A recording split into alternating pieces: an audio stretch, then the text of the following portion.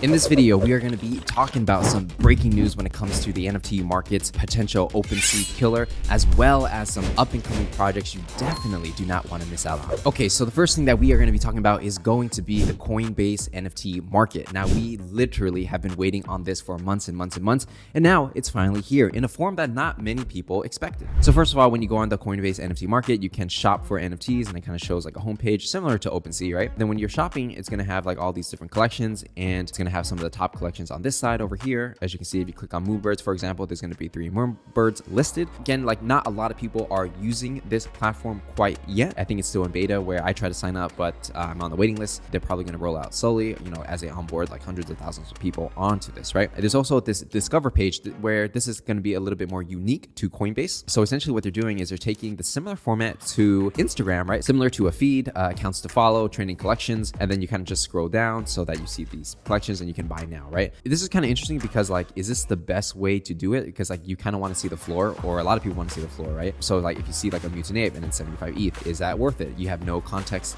onto that, or like Neo-Tokyo Identities, like what is this? And it's like 9.99 ETH. How do you know if it's worth it? So I guess you can click into it and then you can see like all the listings, I suppose, buy now, and nobody's selling it right now. So obviously it's still in beta. So, not a lot of people are listing quite yet. I don't even have access to this. So I'm just like going through the public, whatever they have in public. So it's really interesting to see that they are basically taking the idea of OpenSea of like eBay for NFTs, and then they're trying to combine it with Instagram feed where, the regular person can just scroll through and be like, oh, I like that. Let me go ahead and buy it. Again, there are going to be some challenges with this because it's like, if this is the way people buy NFTs, like you don't really know the true value. It's going to take a lot of work to figure that out. So starting out, I'm curious to see how it goes. Like, could this be the Opensea Killer? Maybe, because a lot of people have problems with Opensea. There's like LooksRare as well, many different competitors entering the space, but this is the first big scale competitor that is doing something different when it comes to a marketplace and creating an Instagram feed. Now, I feel personally that the platform that can onboard the most people, like the new people that never bought an NFT for the first time, I feel like that's the platform that's probably going to take it. And so I'm curious to see how Coinbase is going to handle this situation and,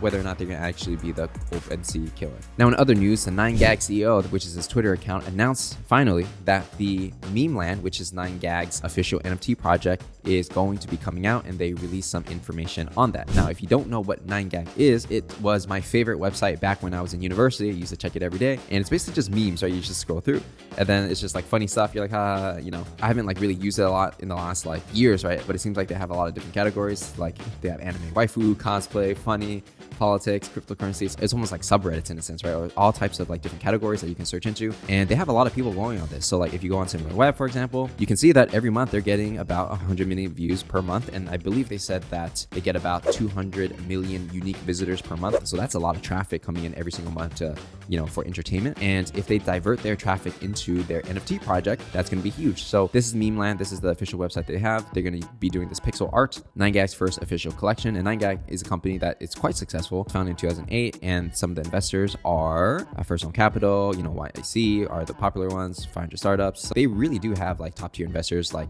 backing this project. And again, like we've seen projects typically that have like big VC money kind of do well. We've seen that with Moonbirds, for example. And so, I mean, Moonbirds obviously a different story because they're a network of like VCs and angels and stuff like that. But, definitely have a lot of good people supporting this on the back end. And, this is more than just a JPEG. So I suppose you're going to use captains. And obviously they are memeing different pop culture figures. So obviously this probably, is that Drake? A lot of memes that they're turning into their IP. And it's interesting because it's like, who owns these memes? These are characters that exist in real life and you kind of like memify them. So it's going to be 99 utility NFTs, private club membership, exclusive access to creator NFT marketplace. Are they creating a marketplace competing with Coinbase and OpenSea? We'll see in real life events. And then 9gag dropped. It's not really clear what they're going to offer, but they have 200 million people that check their website every day. So if let's say 9999 people, buy this thing, then they only have to serve their, core fans, which is like less than 1% of their entire audience. So everything means they're creating a token as well. So how is that going to play out? We're not sure yet. But if they create this whole ecosystem where you use tokens to buy, let's say, stuff in the NFT marketplace, that could be a thing. Well, there's no roadmap because they're obviously pirates and they're going on an adventure, so they don't need a roadmap. I mean, they got 14 years of experience. If they rug pull or anything, it really looks bad on their core business, and they have a lot of investors who are top tier investors involved. So I doubt they would actually want to do a rug pull, but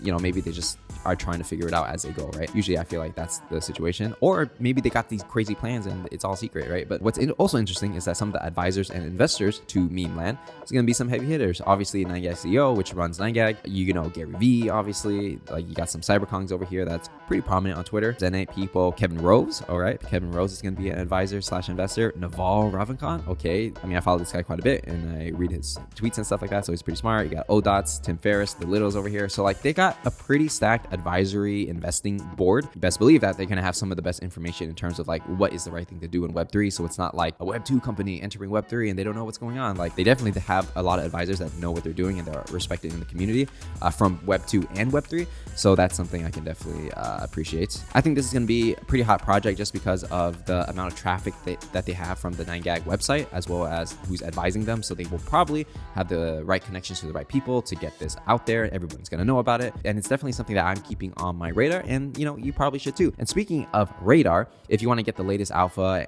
and, you know, basically join an alpha group, make sure to join the Parallax Discord. It's absolutely for free. Link is in the description. We've been doing giveaways like 9Tales, Ivy Boys, Imaginary Ones, PXN, Nano Phase 2. So, like, we're doing a lot of great giveaways. It's absolutely free. So if you want to check it out, get involved, get the latest alpha, make sure to join our Discord. And we're also doing live AMAs every single week. So if you want to check it out, hang out, make sure you come by.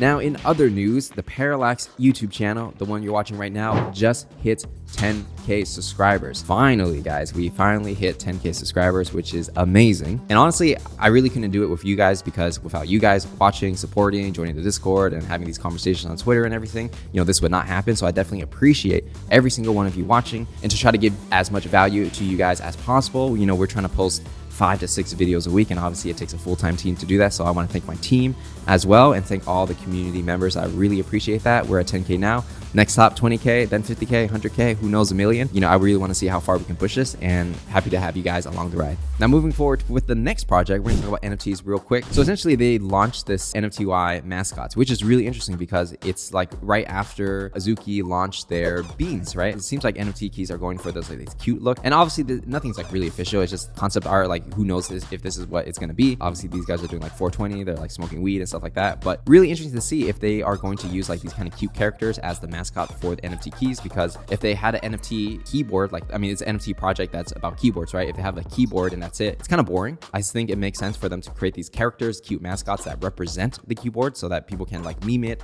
put it into internet culture. And again, it's always like anything in the Nanoverse ecosystem, they're pretty strong at marketing. So pretty cool that they would do it like this, especially because I think Azuki kind of is paving the way with like, you don't have to keep creating like a new version of NFT. Like Bored Ape has mutant apes and like dogs, right? But why not just create like a whole different thing, like a bean? So I definitely think Azuki pioneered that. And obviously we're gonna see other people kind of, you know, take inspiration from that and do it in their own way as well. In one of my previous videos, we actually talked about the project 9Tales, which is like this NFT blockchain card game coming up. So if you go on the 9Tales website, you know, it's kind of like fantasy, similar to like Hearthstone, World of Warcraft, but then it's going to be a trading card game with, you know, a stacked team and some great advisors like Project Gojira, Frederick over here, CEO of TagCure. So a lot of stacked people on this project. Now I want to give back to you guys and do a little whitelist giveaway for our YouTube channel. What I want you to do is let me know what you're most excited about when it comes to the 9Tales project. Leave it in the comments, and then 24 hours after this video drops, we are going to select a winner so you can win a whitelist opportunity for their phase 1 project coming up. So the next project we're going to be talking about is going to be some existing IP, and that is the Ultraman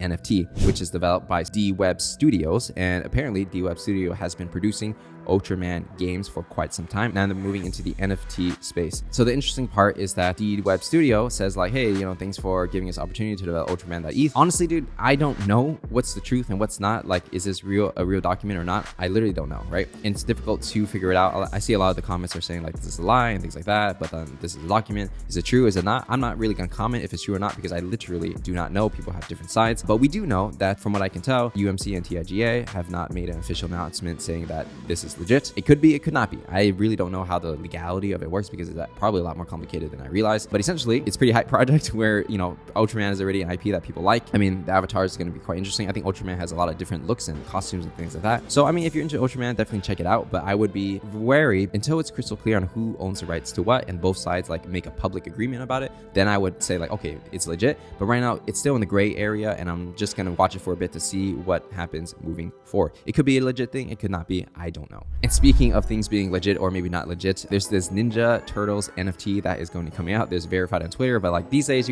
there's different ways you can become verified on Twitter. So it's like, okay, is this really real? I don't really know. They're claiming that they have the original IP rights from 1987, which is quite interesting. Are there any documents that they're posting like Ultraman project did? No, not really. They're just kind of saying that they did. Again, it's like hard to say like what's legit, what's not, until both sides make a public agreement saying, yep, we gave them permission to do this. But because we haven't seen it, I would be very careful moving forward. I'm not saying they're legit or not legit. I'm just saying that there's not 100% concrete proof that you can 100% prove and everything like that. Again, the founders are not doxed. Technically, if it was real, then you could be able to look up all the who owns the copyright to what on the .gov website in America. But because that is not posted, that's why I'm a little hesitant to say it's real or not, right? But yeah, if it was real, it would be pretty dope. If it's not, then it's like, okay. I mean, when you look at the art, it's like, okay, like the turtle sitting here looking at the city, it's actually pretty similar to Phantom Network. It's not exactly the same, where people are overlooking the city with like the skyline. You can say that's pretty normal, and like the Ninja Japan style with like futuristic kind of things. Hard to say what's legit, what's not, until everything is 100% proven. But if not, it's just like speculative for now. But something to keep on your radar if you like Ninja Turtles. Now, in other news, moving on to the luxury side, Louis Vuitton is going to be releasing new NFTs. And it's really interesting that these luxury brands are constantly dropping new NFTs. And again, if you kind of dig a little deeper, right, Frederick, who is the CEO of Tag Heuer, which is related to LVMH, which owns like Louis Vuitton, Kenzo, Dior, so all these different luxury brands, that side of the luxury world, they're really looking into NFTs, and they're really deeply involved into NFTs. So I can see them like launching a Louis Vuitton NFT. So the Louis Vuitton NFT is going to connect to their game that they created on the mobile devices. So if you look on Google Play or the App Store, there's going to be this like Louis Vuitton game where it's supposed to teach you more about the brand's history. I mean, it looks like there's mixed reviews for it, so I'm not really sure if the game is great or not, but interesting that they got it. So anyways, the NFTs will somehow be implemented within that game. So essentially, from what this article is saying, is that players have a chance to win 30 postcards, 10 of 3 designs. So there's going to be like a global leaderboard like competition where you can earn NFTs. So it seems like it's not going to be like a whole picture profile kind of thing. It's going to be like these limited collectibles that you can earn, win a raffle in, win on a leaderboard. So that's kind of interesting. What's also interesting is that the company that is doing it is We New Labs, which also did the collaboration with Gucci that we've seen before on 10K TF project, right? And so We New Labs was actually started by Beeple, which is like one of the most prominent NFT artists. So it would make sense that he would be the one to collaborate with Louis Vuitton and Gucci and stuff like that. And just so you know, Beeple did collaborate with those projects before Web3, and he did stuff with them design-wise in Web2. So, his evolution of his company is starting a Web3 company, helping other brands break into Web3. So that's pretty interesting. And I feel like if you're bullish on Beeple, if you're bullish on his company, When New Labs, and you feel like Louis Vuitton is going to nail it when it comes to NFTs, then it's definitely something to keep an eye out for. And by the way, make sure to follow me on Twitter if you want the latest alpha and just thoughts on what's going on in the news and what I'm talking about on a day-to-day basis. So that's it. If you enjoyed this video, make sure you leave a comment on this video so that you can enter into the 9Tales giveaway. Give it a like, subscribe, and I will see you guys in the next one.